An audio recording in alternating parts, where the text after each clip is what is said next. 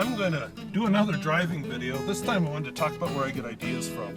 I'm part of the way here. I'm just going to leave it set on the iPad. There's a bunch of people working down at the cemetery here. But I'm going to take an alternate way home because I have the time, so you'll get to see a little bit different countryside. So anyway, I wanted to talk about where I get ideas from. I think one of the biggest things about getting ideas is to be exposed to a lot of different things. You got to read, you have to write, or, well, write too. I'm talking about getting the ideas. But you have to be willing to read, and read a lot of different stuff. You know, I'm writing science fiction. Get outside the science fiction world. Read all kinds of things. Okay, I'm just being nosy, just looking who all's at this cemetery. We had a bunch of new faces at the church today. They're all relatives of people at church, but live far, far away. One's from Boulder, two of them are from Wisconsin, three of them are from Wisconsin, some of them are from Salt Lake City. And I suppose it's because it's Memorial Day week and they were all up here visiting. Anyway, I'm going to press stop now, past all the people around the cemetery, and I probably won't see another vehicle until I get home. So, I want to talk to you about ideas. So I'm filming this, and it's going to be a little awkward, and I do not ever do this on a road where there's traffic. As you'll see, you will not meet a single car until I get home, and you'll never see that car because I put down the iPad at that point. So that said, let's talk about where ideas come from. So one of the first things you need if you're, and I'm going to use a little garden analogy here, one of the first things you need if you're going to be creative and come up with ideas is a little bit of fertilizer. And when I say fertilizer, I mean you need material for your brain to work with in order to be creative and come up with ideas. So one obvious one, if you're going to be a writer, is books. Read books. Lots of books. Different kinds of books, different authors, even authors you hate. Read. You're going to get ideas on how to write. You're going to get different perspectives on description. You're going to get all kinds of, oh, I wonder what happened there. Oh, legs. Anyway, you're going to get all kinds of different perspectives. It's awesome. So reading is one of the best because it engages your brain and forces you to at least somewhat process. Now, a more passive one is movies and TV. Now, I still suggest doing those because they present entertainment in a visual medium. This sometimes is very inspiring. Let me give you two crazy examples. I really enjoy the TV show that's on right as I record this called Walking Dead. I hate zombie movies, but I really enjoy that TV show. And it got me thinking about end of the world type of stuff. You're going to see little bits and pieces of end of the world type stuff referenced in my book. Now, there's no zombies. I can't make the science work. But it kind of made the end of the world and how people should band together but don't a little more real to me. Another one that did that was the book and movie, The Road by, what was his name, Cormac McCarthy. And that was a freebie. And then one I discovered last week when I was really, really sick and alternating between shivering and chills and sweating like a pig, and just basically laying on my couch because I was that helpless for 2 days. I started watching Sons of Anarchy, which is totally not my world at all, but let me tell you what was powerful about that, and why you need to get out of your comfort zone. Sons of Anarchy is way, way, way outside my comfort zone.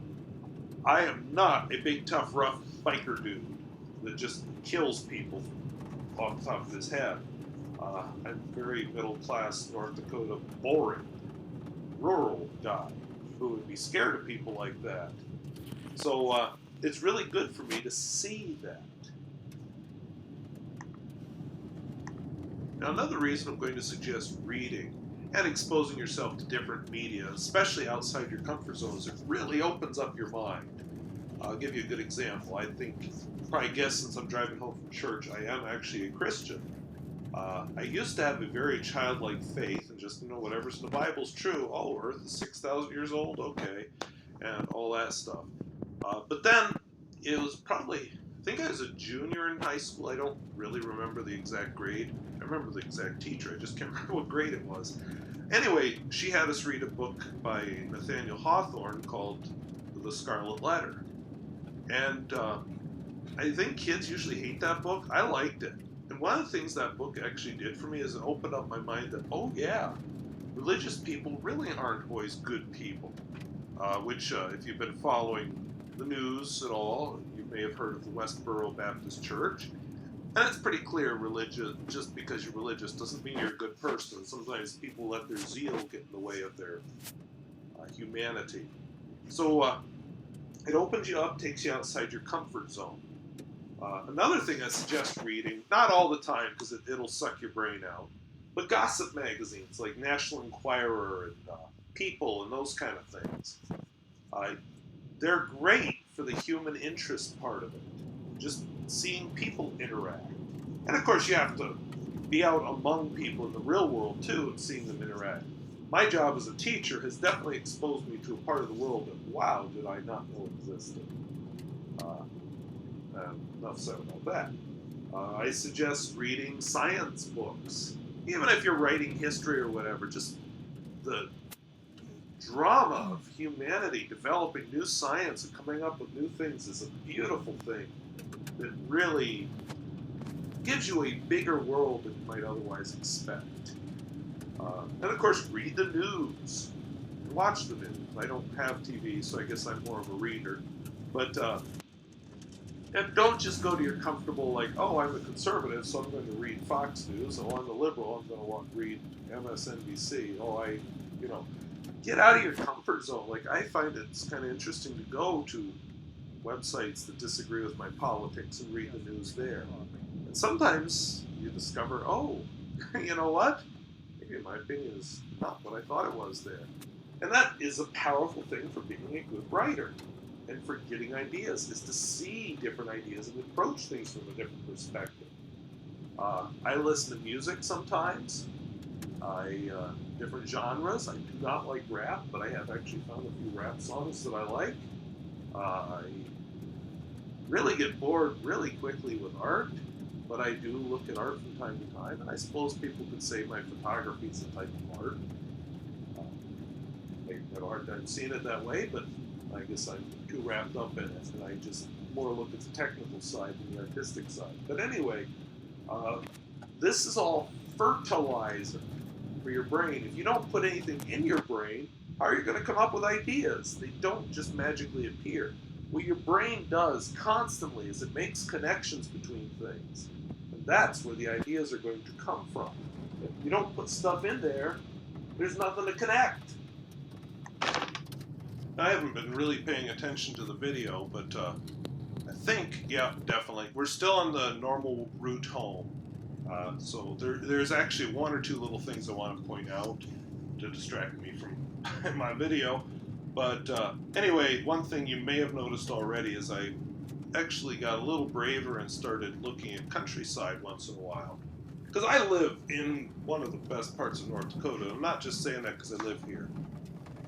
I'm saying it because it really is a great part of North Dakota. And I've lived in several parts of North Dakota, and this is my favorite. All right, back to ideas. So my next little topic would be empathy. You ever heard the phrase, walk a mile in the other man's shoes? Which I'm probably paraphrasing. There's a lot of truth to that. And as a writer, that's important. You know, I'm not crippled. I have a knee that turns into a balloon every time I run, but that's hardly being crippled. That's why I walk everywhere. But I'm writing a novel about a crippled guy.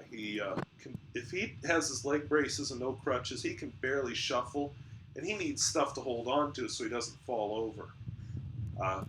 I can't experience that, and I'm not going to take a sledgehammer to my legs to experience it. So I have to use a little bit of empathy. If I write a villain in my novel, and I have a few, I need some empathy to put myself in their shoes for some of the awful things that they do. Because I don't think I'm an evil person. Maybe. I guess my religion does talk about original sin, but yeah, okay, this isn't a religion channel. All right, back on topic. But a little bit of empathy. And when we're talking empathy, the ability to see it as they see it. I mentioned going to conservative and liberal news websites, and no matter which political persuasion you are, don't just read comments and such from your perspective, like, wow, that guy's such an idiot that he believes that. Try and look at it from his perspective. Why does he think that way? What made him think that way? Why does he think he's right? Why does he think you're an idiot for thinking the way you think? And that is a powerful tool for building up some empathy, and it's a powerful tool for coming up with new ideas, because I hope that your characters that you're writing about aren't just cardboard cutouts. I hope that they're real flesh and blood people that live in your head and talk to you the way Ian talks to me all the time. Okay, that sounded really creepy, didn't it? Okay, he doesn't actually talk to me, but he's very real to me. I feel like I know him. I've once in a while said to people, I'm going to go spend some time with Ian, and then they're like, oh, something new about you haven't mentioned? I'm like, oh, yeah. No, he's totally made up. He's just a voice I hear in my head. So, but the ability to walk in your characters' heads, all of them. And that is a powerful mind-opening tool also, is trying to see things as other people see them. So, we'll pause there again. I don't know if you've noticed, but every so often you get this little bit of fan noise. What I'm doing is I'm trying to film or do this audio in little 3-minute increments, because the fan on my laptop kicks in, and unfortunately this microphone, even though it's not supposed to, picks it up. And I'm sitting pretty far away from my laptop, close enough to see the screen, but I am several feet away, so must be a pretty good microphone. By the way, I also learned to talk into this microphone that works a lot better when it's to the side of my head instead of right in front of my mouth. So here's me talking straight into it. This is me talking to the side. I think there's a big difference there. Hopefully that illustrated it. Anywho, back on topic, because I keep wandering off the topic. Now, if you fertilize your brain, you use some empathy, you exercise it. Some people like to do little things like they'll say, they'll look at this and they'll say, oh, I wonder why the road is like this, or I wonder what a hunter saw when he was around that butte, or whatever. They'll make up little stories about things. There are people who enjoy sitting in malls, and they'll just watch people go by, and they'll make up stories about them. That, just as kind of a fun thing to pass the time. Now, I don't do that too often, I suppose. I don't go to malls too often either, because my closest mall is about 90 miles away, and it's not very big. So, yeah. Anyway, but, little exercises like that. And, what's helped, this has actually helped me as a teacher, slightly off topic here, but instead of being annoyed with the student for a certain behavior, you have to put yourself into their shoes and say, why are they acting like this? Is there a way to get them to stop besides you will be punished? And sometimes their acting out is just they want attention, or sometimes it's to distract attention away from something else. There's lots of reasons kids act out, and people. I know most of you probably are not teachers, but people you meet act the way they do. And this empathy is a powerful thing for understanding that, instead of just saying, oh, the guy's an idiot. Why is he an idiot?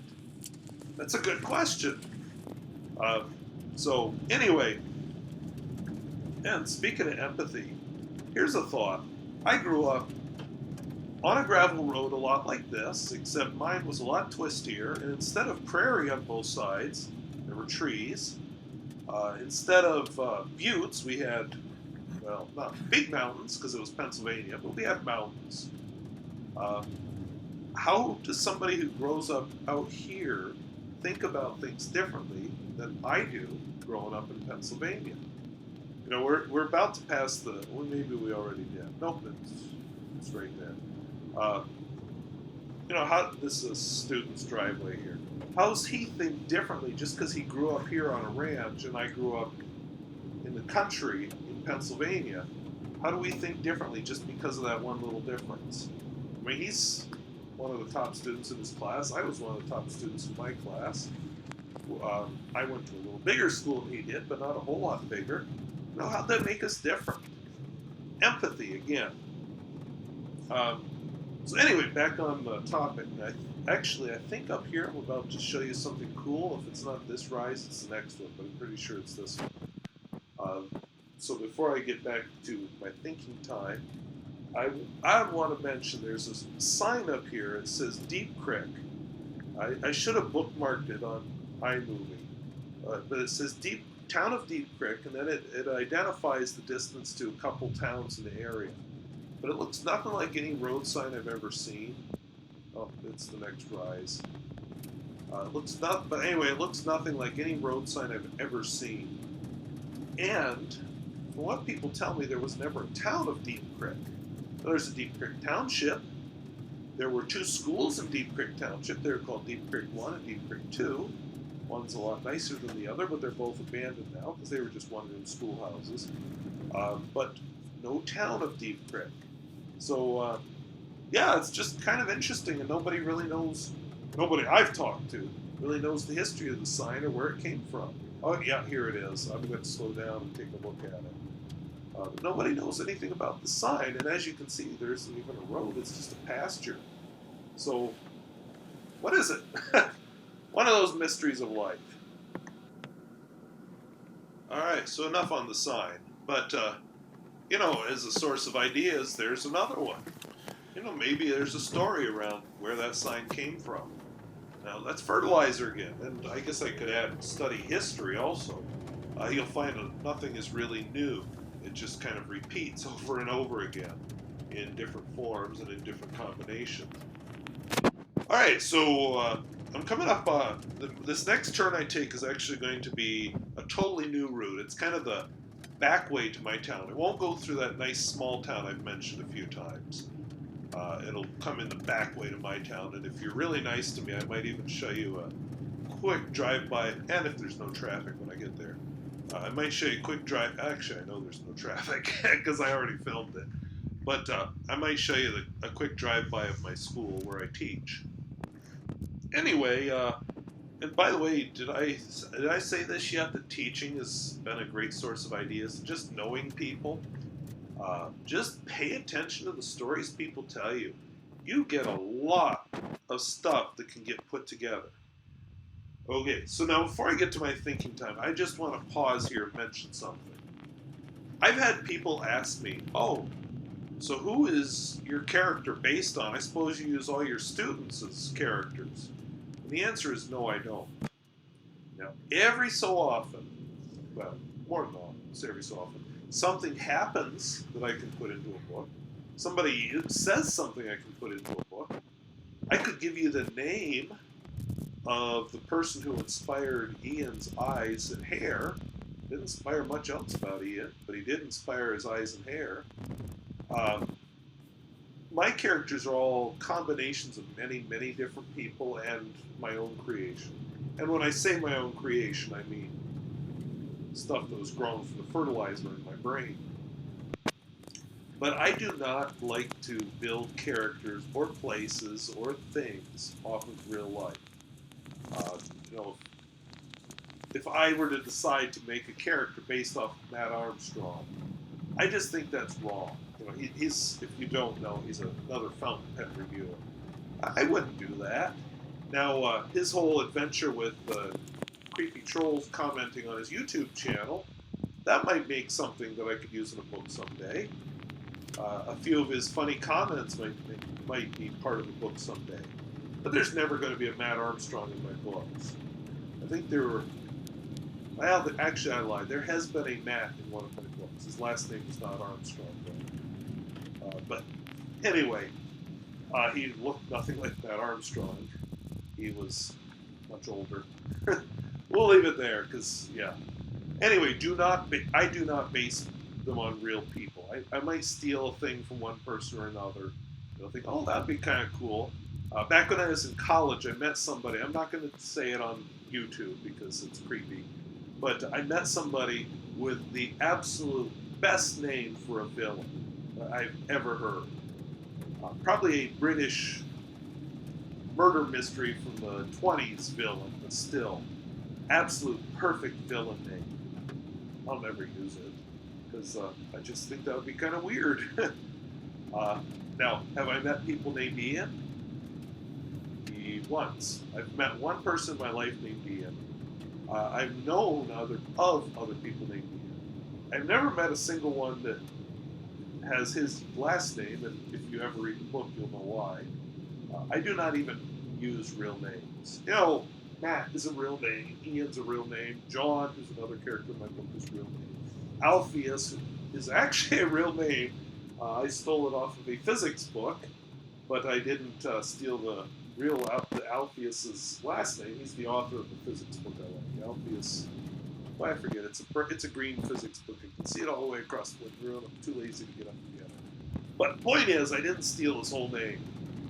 I just stole like a thing off of him. So I wouldn't base them on real people. Now you are going to have people say, "Oh, I could tell that that character is me," and they may say that in a good way or a bad way. But I would avoid it if I could. All right, another pause to let the fan quiet down.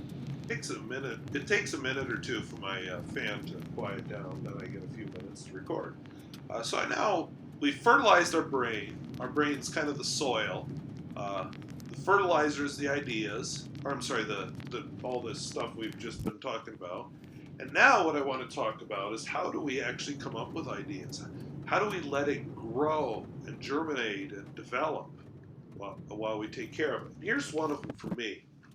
And this may probably be the personal part of it. Everything else I've been talking about, that is how the brain works. Here, now we're going to get very personal. For me, I need quiet.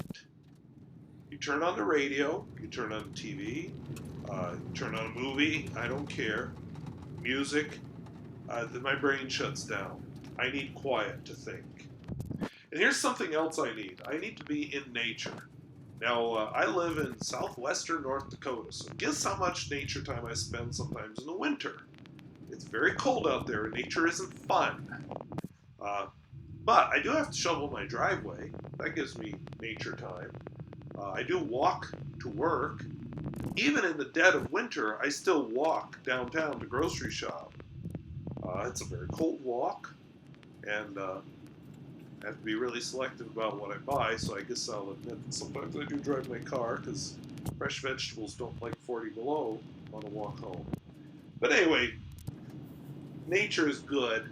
Second best is in the house, quiet. I need something mildly engaging. I said mildly engaging. If it's really engaging, it doesn't help me. My brain isn't coming up with new ideas right now, I guarantee, because this is very engaging. I get very awkward actually talking. Now you know one of my secrets why I get kind of weird. But I need a mildly engaging activity. I hate lawn mowing. I don't come up with good ideas when I lawn mow. But when I walk, that gives me time. I used to love running. But as I mentioned, my knee doesn't let me do that anymore. But I would run for an hour or so. You get out, at first you're like, oh, I hate this, oh, one foot in front of the other, oh, miserable. Then all of a sudden the brain would start to wow, I can't even say it. Free flow and free associate, and ideas would start to come. And it would I wouldn't even be aware of it, that my brain was just all over the place. New things were coming to me. Now, that has to come from bike riding, walking, or working in my garden. I find working in my garden is amazing for this. I also actually find cleaning my classroom to be really amazing for this, if I'm doing the right kind of thing. If I'm cleaning lab equipment, no, that did not work. But if I'm doing something more engaging, like organizing, my brain is happy, and it starts to associate. And that works in the house, too. If I'm doing dishes or mopping the floor, blah. But I might as well put on a movie. Folding laundry, blah. But give me something like organizing or filing, and my brain's happy. It starts to go. And I need to give myself time. You know, the quick walk to school isn't always enough because now, especially, I live way too close to work. But if I have enough time doing the activity, my brain really starts to flow. By the way, one of the Deep Creek schools is right up this road here. I'm not going to turn that way today, but maybe some other time I'll take you up there. Anyway, I need time just to associate. And that's your brain working. That's how your brain remembers things. I'm trying to think of an example of names that aren't, nothing's coming to me right now that I can actually say on YouTube. But I remember names of people often by associating them with something. Well, let's see here. You might remember Matt because he wrestles on a mat. That's a safe example. Yes, I teach a Matt who's a wrestler. I won't give you his last name. But, that's an example of your brain associating. Now, if I just try and remember Matt, it means nothing to me. Unless I associate with him all the time, which I guess if he's my student, I do. But if I can associate something right away, I can remember it. And your brain remembers a lot of things by associating. If you could see inside your head, you'd see neurons wiring together to form new memories and file. Because it does not work like your file cabinet. It's very interconnected. That's what you need. That's why you need lots of information. Your brain starts to make the connections. And the more you've got in there, they just start coming. Now, here's the thing. We've got to harvest our crop. One of the things I discovered was, and I'm glad I discovered this early on, is if I didn't write things down, they're gone. Now, admittedly, I never took a notebook with me running. I'm not going to write stuff down while I'm driving. And if I go for a walk, I'm not going to take a notebook with me. My memory seems to be pretty good for a little short while, especially if I say, oh, that is a clever thing. I gall darn better write that gall darn down. But I need to write stuff down. So I have a notebook. It's actually another of the reviews I'm going to be doing one of these days. A Midori, drawing a blank here, sorry. That's almost 8 o'clock and I'm not an evening person. I should record these in the early morning now that it's summer. But anyway, I write stuff down. I just have an idea notebook. Actually, some cognitive scientists have found Agatha Christie's notebooks very interesting. The way she put ideas together. But, once it's written, I'm much more likely to remember it. If you come up to me and say, hey, you put a 78 in the grade book and I actually should have had an 87, I am not going to remember. Make sure I write it down. If I write it down, I'll probably never refer to that note ever again, but I'll remember to fix it. So writing is really important for me. A lot of those ideas become alive once I write them down. So that's important. Now, another one, an important one, sorry, I'm moving my microphone. Another important one is an open mind. Now, open mind has gotten a bad name in some circles because it means, be willing to accept anything. And that's not what I mean. Well, okay, maybe it's slightly what I mean. But when I say an open mind, it means don't judge the idea, just write it down. Later, it may not even pertain to the story you're working on right now. I have a story about fungus in the back of my mind, and most of what's come from that, especially when it first came to me, nothing to do with shipbreaking, nothing. I couldn't even see a connection to what I'm writing now. So you'll have to wait and see when I finally write that book, if I ever write it. You'll see what I mean about the fungus. But that fungus idea got inspired because I teach in rural North Dakota. And in rural North Dakota, you don't just teach physics, which is what my degree is in. You teach a lot of classes because your school can't afford a physics teacher, a biology teacher, a chemistry teacher, a earth science teacher. So I teach actually when I first started teaching, I had 6 different classes I was teaching. I was teaching, let's see, 7th grade life science, 8th grade earth science, 9th grade physical science, 10th grade biology, 11th grade well, the upper division classes were combined 11th and 12th grade. But I taught physics, chemistry, advanced biology, human anatomy, and just for fun, one year I also taught a general math class. Then I moved to another class or another school where I taught geometry and algebra 1. I've taught all kinds of different things in these rural schools. Right now, I currently teach biology, chemistry, physics. I was teaching algebra 1. I don't actually know what I'm teaching next year. But I've taught, math, everything from, I haven't actually ever taught 7th grade math, but I've taught everything from 8th grade math all the way up to dual credit calculus. So that's not bad for a physics major. But anyway, back to the topic. What I was trying to say is you need an open mind. I think I was talking about fungus, wasn't I? Learning about how fungi grow, and how they reproduce, and how they... Oh, I'm trying to think how to say this without giving away the story that's in my head. Learning how parasitical fungi work, it gave me a pretty good story, actually. I'm hoping, after I get done with this Ian trilogy, I think I'm going to go play with the fungus for a while. Being open to it, because I'll tell you what, I do not like the life sciences.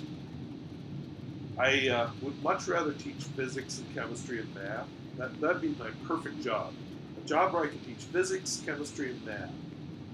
But, I'll tell you, teaching biology, I had to open my mind and accept things and think about things that I wouldn't normally think about, like parasitic fungi.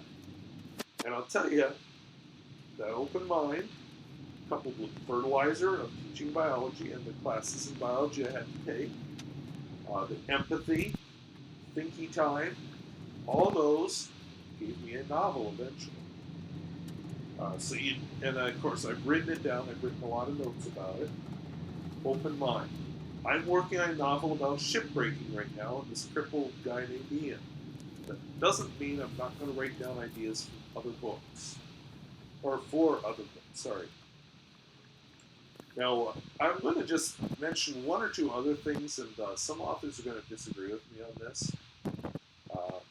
One of my suggestions is get enough sleep. If I don't have enough sleep, I'm not creative.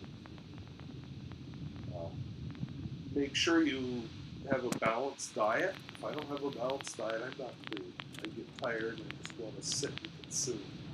Same thing with if I'm tired. I just sit and watch, what did I say, Walking Dead. Or like I was sick last week, Sons of Anarchy. I mean, I can't believe it now. I'm already in the 2nd season of Sons of Anarchy, totally because I was sick. But that's what will happen if you're tired and sick.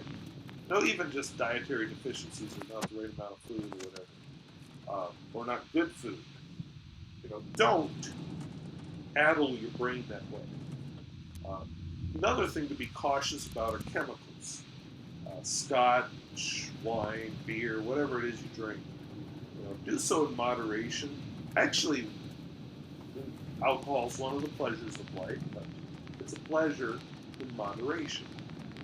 All things are meant to be enjoyed in moderation. And a little bit of alcohol might help you relax. Too much is going to destroy your creativity. So, don't drink too much. And the other chemicals that are out there that may or may not be illegal, definitely avoid. I've heard people say that some of them help you, but in the long run, they really don't. Okay, and now I just mentioned that the more ideas you have, the easier it is to have new ideas. People who are open and receptive to these things that their brain puts together find that their brain puts more and more things together for them. It just really, really, really opens your brain to come up with ideas and be creative. So I suppose that goes back to the old practice thing. I don't know. while I was recording this, I actually came up with a few more things I just thought I would mention. One of them, surround yourself with positive, helpful people. I'll tell you what I mean. I wish I had more examples from this from the writing world, but I really don't. I've got one. But here's what I mean. I'll take from the teaching world. There are teachers at my school, and every school I've ever taught at, who you go to talk to them, and you're really excited about something, or you just had a great day, and when you're done talking to them, you think, why bother teaching? Why don't I just quit? What a pointless career. I hate teaching. They just suck all the joy out of teaching for you. You want to avoid those kind of people. I discovered, when I first started teaching, it was easy to hang out with those people. But I have discovered over the years, the best thing I could do for my teaching was to avoid those teachers, avoid those negative, depressing people. Because all they're going to do is suck me into their negativity, and then I'll be just like them. And it's much better if I can form my own opinions. Now, I'm not saying surround yourself with a bunch of Pollyannas who just see the best in everything. The best kind of people are the ones who are realistic. I've met a few teachers. Sometimes they're really depressing. Sometimes they're really painful. But the best thing about them is they can be realistic. And they'll say sometimes things like, hey, you know what, Mr. Squirrel? You created that problem. That was your fault that happened. And other times they'll say, you know what? You can't help it. That's the way that kid is. They're realistic, and they can tell you what's good and what's bad. And so that brings me back to the writing. People with your writing, some of them will just always say, oh, it's so wonderful. I just love the way you write. You will not get good feedback from them. Other people will just be critical and nasty about everything. What you really want is somebody who can be realistic. Now, I've been mailing parts of my book to somebody, and he said a few really painful things that forced me to really sit and think about my book. And you know what? It made me more creative. I think I can improve them. I can give you another little thing that helps. Real life. I talked to a physical therapist about Ian's injuries, and you know what?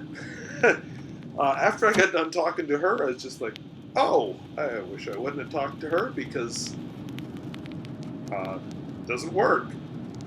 But I'll tell you what happened. Because of her, I was forced to create things more science fiction-y, more high technology, and enough to give me 3 sequels out of Ian.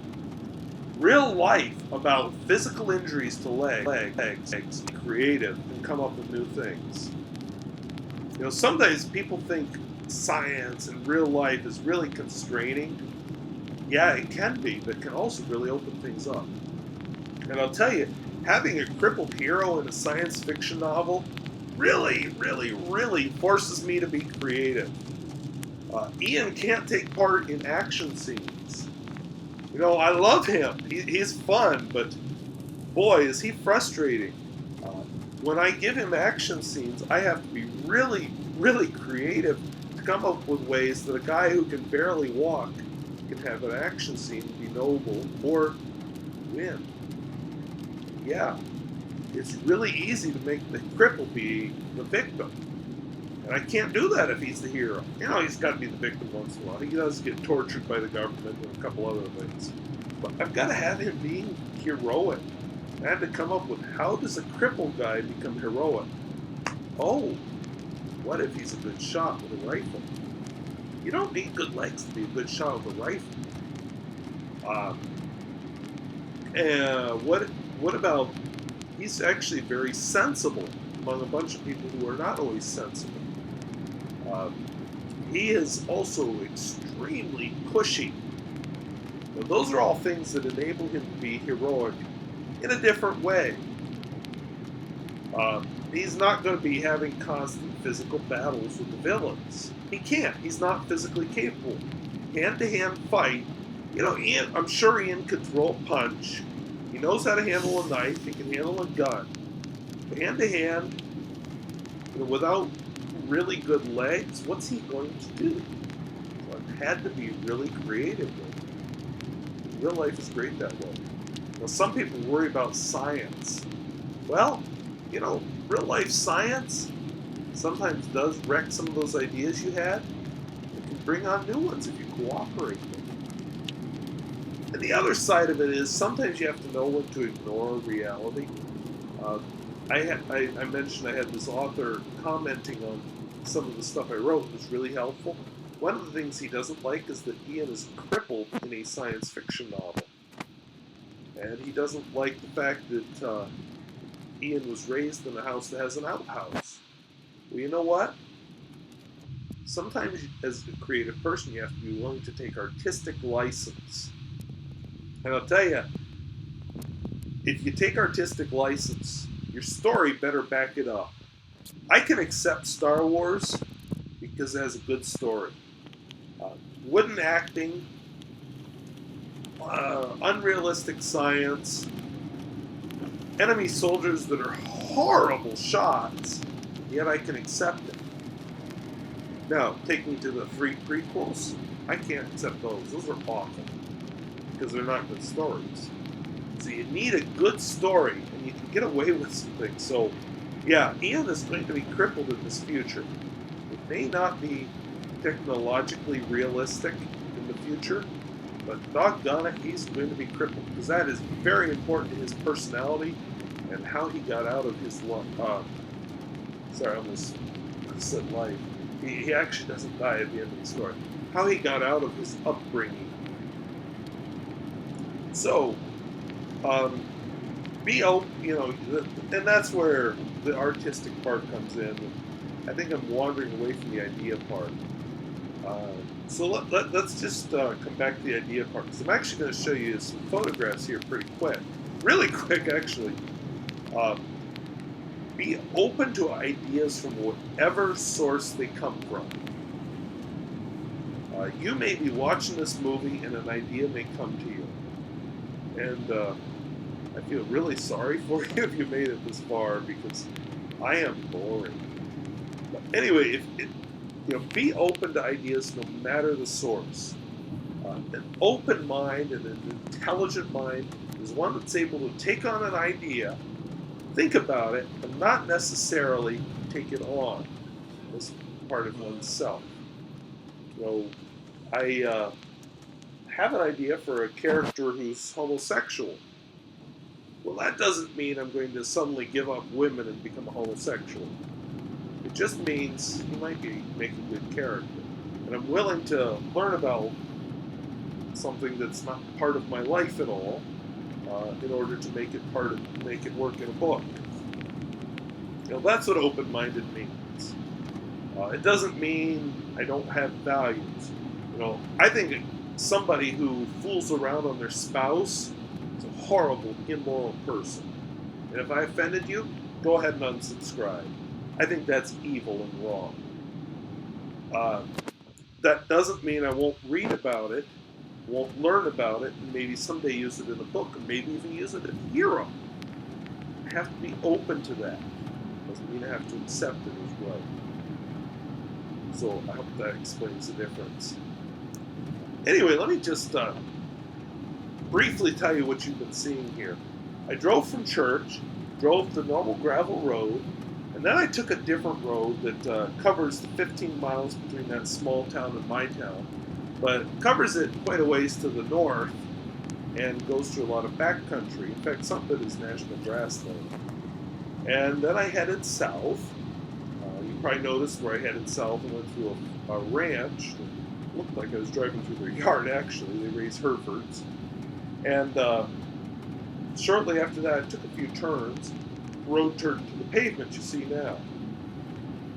And I don't know why this road is paved, honestly. It's not like this part is that much traffic, but it's paved.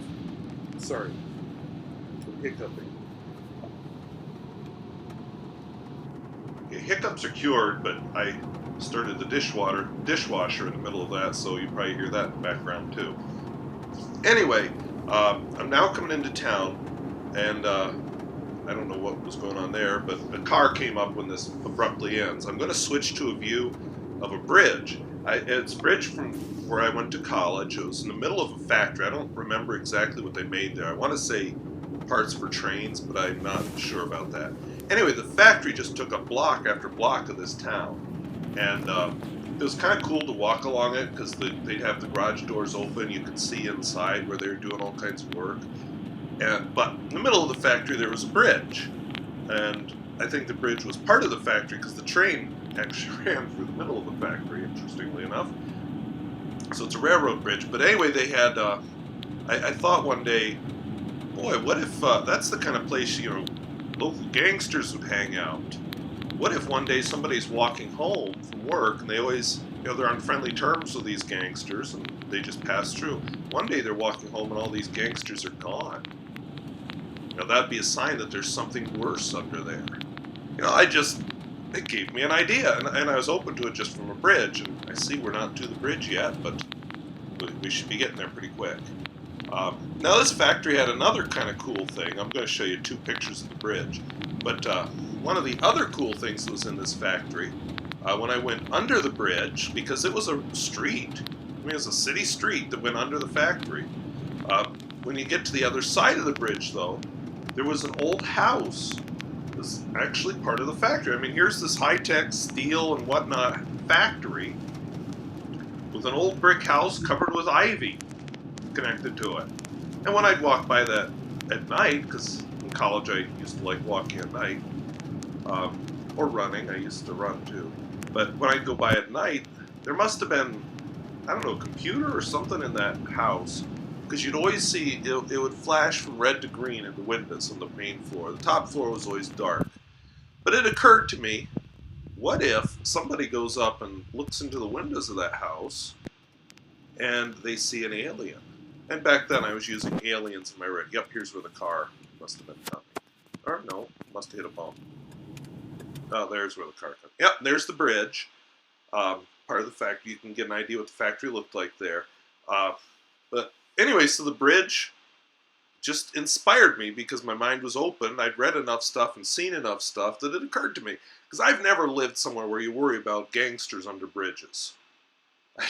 I'm boring. I live in North Dakota and I grew up in rural Pennsylvania. And yeah, there's the house in amongst this amazing factory. I don't get it. So anyway, just be open. Have your mind open. And always be looking for ideas wherever they come from. And write them down, because you'll forget them. Alright, now I'm going to just quick show you, just because I can, place where I work. It's a K-12 school. We have 470 students in our building, K through 12. The district covers about 1,000 square miles, so yeah, almost everywhere I was driving was in the district. But oh, those are my legs. Anyway, the school, you're going to see the high school first. That's not the oldest part of the building. The gym is attached to it. The gym is newer than the high school. Originally, down here, they just had the high school. In fact, my classroom is on the side that you're not seeing right now, so that's a football field. But my classroom is on this side of the building with the garage door. The garage door is part of the ag classroom. Yeah, one of those windows is mine. Actually, 3 of them, because I teach science. I have a big room. Anyway, ag room, music room are on this level. You'll see another view of the high school. You'll see the addition to the library. Middle school, which goes down to 4th grade right there. And then up on the hill is our elementary building, which has our most recent addition because we've grown a bit. So I, of course, turn off the camera in town. I'm not going to hold it over the steering wheel driving when there's traffic. But I hope that was useful. I actually have, oops, there's a car coming. Haven't provided the narration yet. Oh, he's pulling into the post office, which is where I am. I just dropped off some letters. In fact, one of my pen pals is getting a letter today. Well, probably not today. It's Sunday, but anyway, I just dropped it in the mail. So now I've stopped at the post office. I'm on my way home. And we're not doing over the steering wheel. So anyway, I'm going to try to sum up what I haven't said yet. That's the trouble with filming all this out of order. Anyway, the main thing for getting ideas is diversity. You need to experience a lot of things, see a lot of things. And you know, I live in rural, small town North Dakota, which for some people that's pretty wild and exciting. But really, there's not a lot of diversity of any kind here. So, I couple that with reading. I watch different kinds of movies. I don't watch TV, but, because I don't own a TV, I'm too cheap for cable or satellite, and I don't get network TV over the air. So, but I have been trying to watch some different TV shows, even ones that might not be my thing, just to get different perspective on things.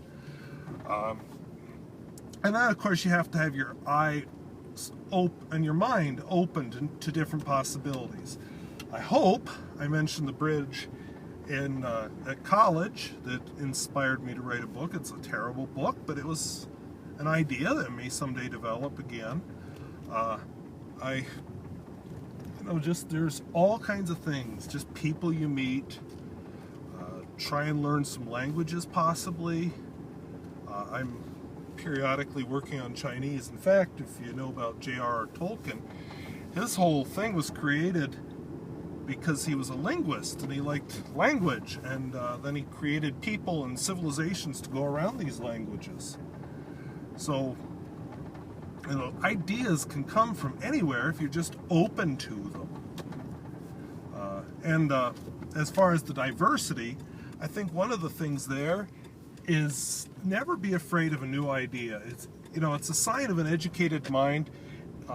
If you can take on a new idea, if you can examine a new idea, think about a new idea without necessarily taking it on. Some people are just so threatened by new ideas that anything that's not from their weird little culture, whatever their culture is just a threat. And don't be threatened. New is fun, and it gives you new ways of thinking. And I honestly think that here in America, one of our strengths, I should say United States, I kind of don't like the term America, because which America are you talking about? But here in the United States, I think one of our strengths has been that we're willing to bring in people from new cultures with new ideas. Oops, I slipped on the clutch there. Instead of saying, no, this is our culture and that's it, doggone it. Although we have that element in our society, unfortunately.